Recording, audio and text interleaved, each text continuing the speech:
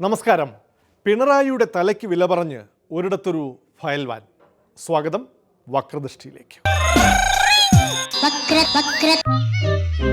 വടക്കുദേശത്ത് ഒരിടത്തൊരു RSS file van നമ്മുടെ മുഖ്യമന്ത്രിയുടെ തല വേണമത്രേ. 1 കോടി രൂപയാണ് മുഖ്യമന്ത്രിയുടെ തലയ്ക്ക് ഫയൽ വാൻ വില പറഞ്ഞിരിക്കുന്നത്. ഒരു സംസ്ഥാനത്തിൻ്റെ മുഖ്യമന്ത്രിയുടെ തല കൊയ്യുമെന്നാണ് RSS ദേശീയ നേതാവിൻ്റെ ഭീഷണി. ജൽപ്പനം കേന്ദ്ര ഭരണകക്ഷിയുടെ ഭാഗമായ ഒരു ചട്ടമ്പിയിൽ നിന്ന് വരുന്നതാണ് ഗുരുതരമായ വിഷയം. പിണറായി ദേശവിരുദ്ധനെന്ന ഫത്വയും ഇയാൾ പുറപ്പെടുവിച്ചിരിക്കുന്നു. ഇനി പാകിസ്ഥാനിലേക്ക് പോകാനുള്ള തിട്ടൂരം മാത്രമേ ബാക്കിയുള്ളൂ. ये समझता है कि हिंदुओं के खून में गौरव नहीं है शिवाजी का, हिंदुओं के खून में वो जज्बा नहीं है. मैं इस मंच से घोषणा करता हूं, डॉक्टर कुंदन चंद्रावात, संपत्ति है मेरे पास इतनी, इसलिए घोषणा करने की हिम्मत कर रहा हूं. 1 करोड़ से ज्यादा का लगभग मकान है, उसका सर काट के ला दे विजयन का कोई मेरे को, वो मकान वो जायदाद में उसके नाम कर दूंगा. लेकिन ऐसे गद्दारों को इस देश के अंदर रहने का कोई अधिकार नहीं है. ഇവിടെ വെച്ച് തന്നെ വേണോ? വേണ്ട. ഈ പൊടിക്കുട്ടികളുടെയും പെണ്ണുങ്ങളുടെയും മുന്നിലിട്ട് നിന്നെ തല്ലുന്നൊരു രസമില്ല. എന്റെ സമ്പ്രദായം അതല്ല. തന്റെ സമ്പ്രദായ പ്രകാരം എവിടാ സ്ഥലം? ഞാൻ അവിടെ വരാം. അങ്ങാടിയില് 10 ആള് കൂടേണ്ട നടുവിൽ കിട്ടണം തന്നെ. കിട്ടിയ നീ എന്നെ ഓലത്തോടാ ചെങ്കളം മാധവ. നിന്നെ കുറിച്ച് ഞാൻ കേട്ടു, വരവ് ഞാൻ പ്രതീക്ഷിച്ചു. പോയി കാഴ്ചക്കാരെ കൂട്ട്, ഞാനെത്താം. എന്റെ പേര് ജഗന്നാഥൻ എന്നാണ്, ഞാനെത്തും. സംഘപരിവാർ പലരുടെയും തലയെടുത്തതാണല്ലോ, അതുകൊണ്ട് നമുക്കിപ്പോ സഞ്ചരിക്കാതെ പറ്റില്ലല്ലോ. ശരി. പടക്കക്കാരൻ്റെ പട്ടിയെ ഉടുക്കുകൊട്ടി പേടിപ്പിക്കുന്നത് പോലെയായി പിണറായിക്കെതിരായ ഭീഷണി. നമ്മൾ ഇക്കാര്യത്തിൽ വലതും പിന്നിലാണോ? കളി തിരിച്ചും പഠിപ്പിക്കുമെന്ന് CPMന്റെ മറുഭീഷണി. രാഷ്ട്രീയത്തിൽ ചട്ടമ്പി നാടുകൾ പെരുകുകയാണ്. കമ്മ്യൂണിസ്റ്റുകാരെ സംബന്ധിച്ചിടത്തോളം ഞങ്ങൾ ഈ RSSന്റെ വെല്ലുവിളികൾക്കൊന്നും ഒരിക്കലും കീഴടങ്ങിയിട്ടില്ല. കേരളത്തിൽ തന്നെ CPIMന്റെ 205 പ്രവർത്തകന്മാർ RSSകാർ ഇതിനകം തല കൊയ്തെടുത്തിട്ടുണ്ട്. അതുകൊണ്ട് CPMനെ സംബന്ധിച്ചിടത്തോളം ഇത്തരം വെല്ലുവിളികൾ ഒരു പുതിയ കാര്യമല്ല. പക്ഷേ പിണറായി വിജയൻ്റെ ഒരു രോമം പോലും തൊടാൻ RSSകാർക്ക് കഴിയില്ല. മോനെ ദിനേശ, അതിമോഹമാണ് അതിമോഹം. അത് തെറ്റായിരുന്നു എന്ന് ബോധ്യപ്പെടുമ്പോ നീ വാ. കാൽവരലിലെ 2 or 3 നഖം വെട്ടിത്തരാൻ ഞാൻ. കൊണ്ടുപോയി ചന്ദനമുട്ടിയിൽ വെച്ച് കത്തിച്ച് ആശ തീർക്കാം. നിനക്ക് ആശ തീർക്കാം. RSSകാർ CPMനോട് കളിക്കാനാണ് ഉദ്ദേശിക്കുന്നതെങ്കിൽ RSSകാരെ CPM കളി പഠിപ്പിക്കും. പുതിയ കളികൾ കാണാനും ചിലത് കാണിച്ച് പഠിപ്പിക്കാനും.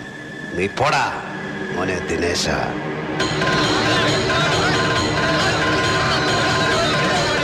കേരളത്തിലെ BJP നേതാക്കളുടെ പ്രതികരണങ്ങളാവുമല്ലോ വടക്കൻ ഫയൽവാന്മാരെ കളത്തിലിറങ്ങാൻ പ്രേരിപ്പിച്ചിരിക്കുന്നത്. മംഗലാപുരത്ത് പിണറായിയെ തടയാൻ തങ്ങൾ തീരുമാനിച്ചിട്ടില്ല എന്ന് പറഞ്ഞത് നന്നായി. അത് മാന്യത. തീരുമാനിച്ചിരുന്നുവെങ്കിൽ അത് നടപ്പാക്കാനും അറിയാം എന്ന് അടുത്ത ശ്വാസത്തിൽ പറയുന്നത് ചട്ടമ്പിത്തരവും. ഞങ്ങൾ വിചാരിച്ചാൽ പലതും സാധിക്കും. ഞങ്ങൾക്ക് സാധിക്കാത്തതുകൊണ്ടൊന്നല്ല, ഞങ്ങൾ അങ്ങനെ വിചാരിക്കാൻ ഉദ്ദേശിച്ചിട്ടില്ല. ഇനി എന്നെ അടിച്ചാൽ എന്റെ അനുവാദമില്ലാതെ നിങ്ങൾക്ക് ആർക്കും ഇവിടുന്ന് പുറത്തു പോകാൻ പറ്റില്ല. ഓക്കെ, ഞാൻ അനുവാദം തന്നിരിക്കുന്നു. എല്ലാവരും പൊക്കോളൂ, പെട്ടെന്നാട്ടെ.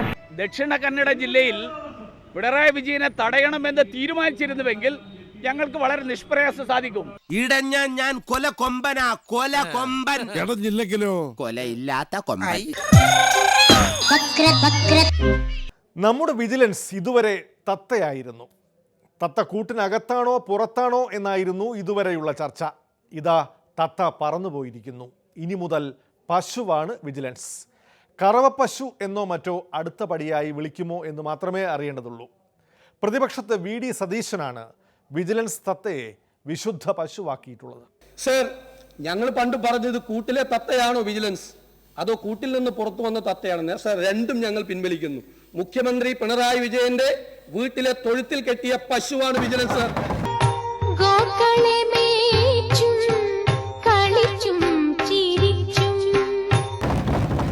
പശുവിനൊരു ഗുണമുണ്ട്, ഉടമസ്ഥനോട് പ്രത്യേക സ്നേഹം കാണും, എപ്പോഴും പാൽ തരും. ഉടമസ്ഥൻ അരുത്ത് വന്നാൽ നക്കി തുടയ്ക്കും, സ്നേഹം കൊണ്ട് ഉരുമും. ബാക്കിയുള്ളവർ അടുത്തുകൂടി പോയാൽ കൊമ്പ് കുലുക്കി കാണിക്കും. സാർ, അത്തരം ഒരു പശുവായി കേരളത്തിലെ വിജിലൻസിനെ മാറ്റാമോ സാർ? ഗോക്കളെ മേച്ചും കളിച്ചും ചിരിച്ചും. ഇവിടെ സ്വതന്ത്രമായി പ്രവർത്തിക്കാനുള്ള അവകാശമാണ് വിജിലൻസിന് നൽകിയിട്ടുള്ളത്. ആ സ്വതന്ത്രമായ പ്രവർത്തനത്തിൽ ഏതെല്ലാം തരത്തിൽ മാനദണ്ഡങ്ങൾ കൊണ്ടുവരണം, അതാണ് പരിശോധിക്കണമെന്ന് എല്ലാവരും കാണുന്നത്. അതാണ് കോടതിയും നിർദ്ദേശിച്ചത്.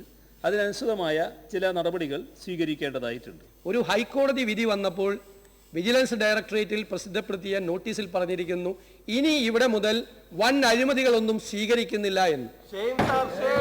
സാർ, അങ്ങ് എന്ത് നടപടി സ്വീകരിച്ചു സാർ? ആ അങ്ങയെ കുറിച്ചാണ് ഇരട്ടച്ചങ്കനായ മുഖ്യമന്ത്രി എന്ന് പറഞ്ഞാൽ ഞങ്ങൾ പറയും അല്ല, അങ്ങ് ഇനി തെളിയിക്കണം അങ്ങേക്ക് ഇരട്ടച്ചങ്കണ്ടെന്ന്. അങ്ങ് ഇത്രയും കാര്യങ്ങളിൽ തീരുമാനമെടുക്കാത്ത മുഖ്യമന്ത്രിയാണ്. ഈ നോട്ടീസ് ആരും റീപ്രൊഡ്യൂസ് ചെയ്തിട്ടില്ല. നോട്ടീസിൻ്റെ ചിത്രം സാധാരണ ഇത്തരം വാർത്തകളോടൊപ്പം വരുന്നതാണ്. അതുണ്ടായിട്ടില്ല. എന്നാൽ പരിശോധിക്കാൻ നിർദ്ദേശം നൽകിയിട്ടുണ്ട്. പ്രതിപക്ഷം ആരോപിക്കുന്ന ഭരണസ്തംഭനത്തിന് ഒരു കാരണം ഉദ്യോഗസ്ഥ തലത്തിലെ ചേരിതിരിവും അതിനു കാരണം വിജിലൻസ് പശുവിൻ്റെ അന്വേഷണ പാൽ ചുരത്തലുമാണ്. ആന മെലിഞ്ഞാൽ തൊഴുത്തിൽ കെട്ടാൻ പറ്റില്ല തന്നെ. പക്ഷേ ഭരണസ്തംഭനമുണ്ടാക്കുന്ന ഈ പശുവിനെ തൊഴുത്തിൽ തളയ്ക്കണമെന്നാണ് പ്രതിപക്ഷ ആവശ്യം. അങ്ങ് പറഞ്ഞു, വളരെ നന്നായിട്ടാണ് പറഞ്ഞു ഉദ്യോഗസ്ഥന്മാരോട്, നിങ്ങൾ ശ്രദ്ധിക്കണം, ഓരോ ഫയലിലും ഓരോ ജീവിതമാണ് ഉറങ്ങുന്നത്. ഞാൻ പറയാൻ ആഗ്രഹിക്കുന്നു സാർ, ഓരോ ഫയലിലും ഓരോ ജീവിതമാണ് ഉറങ്ങുന്നതെങ്കിൽ കേരളത്തിൽ ഏറ്റവും കൂടുതൽ ആളുകൾ ഒരുമിച്ച് കിടന്നുറങ്ങുന്ന സ്ഥലം ഇപ്പോൾ അങ്ങ് ഭരിക്കുന്ന അങ്ങയുടെ സെക്രട്ടേറിയറ്റ് ആണ് എന്ന് പറഞ്ഞുകൊണ്ട് ഗൗരവതരമായി ഭരണസ്തംഭനം. UDF-ഉം പ്രത്യേക KM മാണി ബ്ലോക്കും സഭയിൽ ഇടകലരുന്നത് അവർക്കു തന്നെ ഒട്ടേറെ ആശയക്കുഴപ്പത്തിന് ഇടയാക്കുന്നു. പ്രതിപക്ഷ നേതാവ് രമേശ് ചെന്നിത്തലയുടെ വോക്കൌട്ട് പ്രസംഗം കഴിഞ്ഞ് UDF കക്ഷി നേതാക്കൾ പ്രസംഗിക്കാൻ എണീക്കുന്നതിന് മുമ്പ് KM മാണി എഴുന്നേറ്റു. സ്പീക്കർ അവസരം ലീഗ് നേതാവ് അഹമ്മദ് കബീറിന് കൊടുത്തപ്പോൾ അമളി മനസ്സിലാക്കിയ മാണി സാർ ഇരുന്നു. അടുത്ത് UDF-ലെ അനൂപ് ജേക്കബ് സംസാരിക്കും മുമ്പ് മാണി സാർ പ്രസംഗിച്ചു.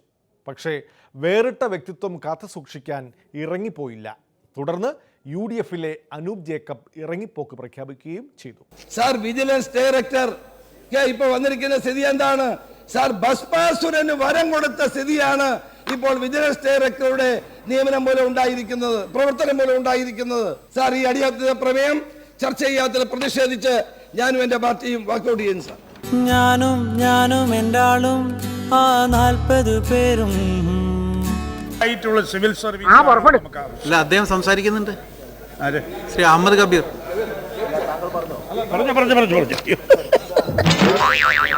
ചർച്ചയ്ക്ക് അനുവാദം തരാത്ത ഗവൺമെന്റ് പ്രതിഷേധിച്ച് ഞാനും എന്റെ കക്ഷിയിലെ അംഗങ്ങളും സഭ വിട്ട് പുറത്തു പോവുകയാണ്. സർ, ഈ ഗവൺമെന്റിന്റെ പിടിപ്പുകേട്, കെടുകാര്യസ്ഥത ഞങ്ങൾ പ്രതിഷേധിക്കുന്നു. പക്ഷേ എല്ലാത്തിനും എന്നും വാക്കൗട്ട് എന്നൊരു സിസ്റ്റം ഞങ്ങൾ എടുക്കുന്നില്ല. ഇത് പ്രതിഷേധാർഹമായിട്ടുള്ള കാര്യമാണ്. ഇത് ഗവൺമെന്റ് തിരുത്തണം. പിണറായി ഉണരണം. ഉണർന്നാൽ കാര്യം ശരിയാവും. ഇന്നലെ ഈ സഭയിൽ ഈ വാക്കൗട്ടിന് മുമ്പ് ബഹുമാനപ്പെട്ട മുസ്ലിം ലീഗ് നേതാവ് പ്രസംഗിക്കാൻ തുടങ്ങിയപ്പോൾ വാക്കൗട്ട് ഇല്ലെങ്കിൽ പ്രസംഗിക്കാൻ അനുവദിക്കില്ലാതെ സ്പീക്കർ വിളിക്കുന്നു. വാക്കൗട്ട് ഉണ്ടെന്ന് പറഞ്ഞ് പ്രസംഗിച്ചു. വാക്കൗട്ട് ഉണ്ടായിട്ടാണ് ഇപ്പം ബഹുമാനപ്പെട്ട നമ്മുടെ മാണി സാറ് വാക്കൗട്ട് ഇല്ലാതെ പ്രസംഗിച്ചു. അത് ഓർഡറിലാണോ സാർ? അത് പരിശോധിച്ചു പറയാം. എന്താ ചെയ്യുക? അത് ചർച്ച ചെയ്യാത്തതിൽ പ്രതിഷേധിച്ചുകൊണ്ട് ഞാൻ ആ വാക്കൗട്ടിൽ പങ്കുചേരുകയാണ്. ടൂറിസം വഴി ബാറുകൾ തിരികെ വരുമെന്ന കാര്യം ഉറപ്പായി. സർക്കാർ പുതിയ മദ്യനയം പ്രഖ്യാപിക്കുമ്പോൾ ബാറുകൾ തുറന്നേക്കാം. ഇവിടുള്ളവർക്ക് കുടിക്കാനല്ല, ടൂറിസ്റ്റുകൾക്കായി. പിന്നെ ടൂറിസം സീസൺ അല്ലെങ്കിൽ നാട്ടുകാർക്കും കുടിക്കാം. പ്രതിഷേധവുമായി KCBC-യും മദ്യവിരുദ്ധരും കളം നിറയും.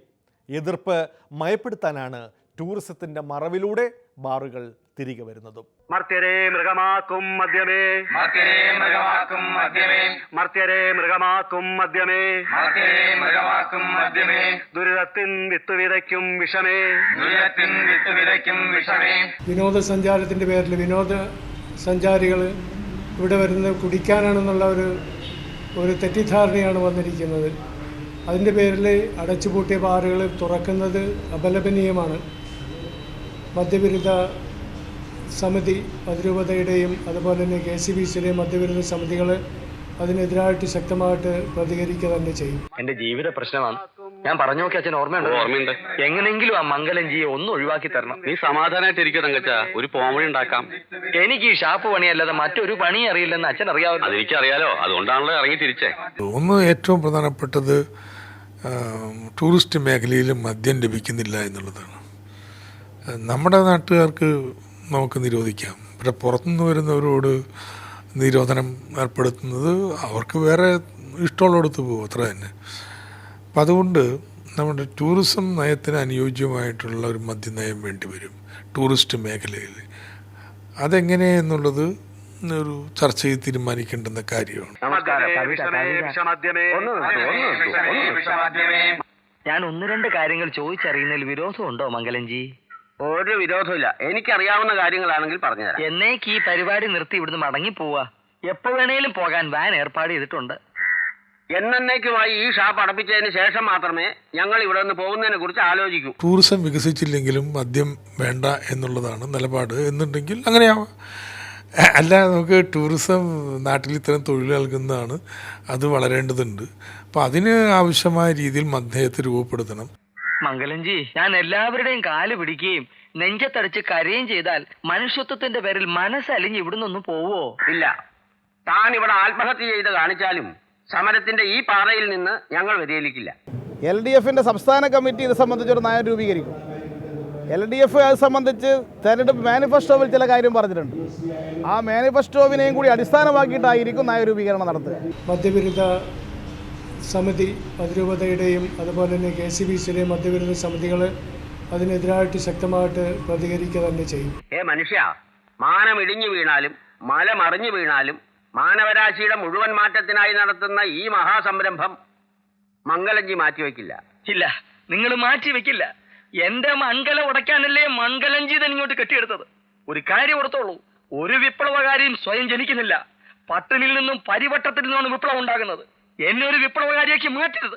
എന്നിലെ സിംഹത്തിൽ നിങ്ങൾ ഉണർത്തരുത്.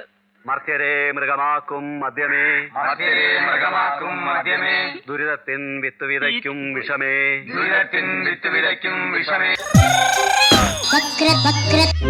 വക്രദൃഷ്ടിയിൽ ഇടവേള. വീണ്ടും കസ്തൂരിക്കാറ്റ്. കസ്തൂരി മണക്കുന്നല്ലോ കാറ്റ് നീ വരുമ്പോൾ. എന്തിനോ വേണ്ടി തിളക്കുന്ന സാമ്പാർ.